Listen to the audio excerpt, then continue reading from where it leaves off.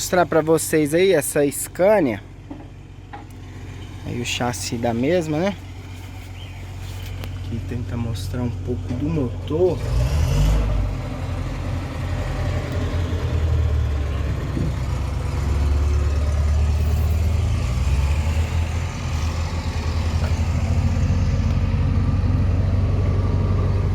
Vou dar uma volta aqui nela pra ver.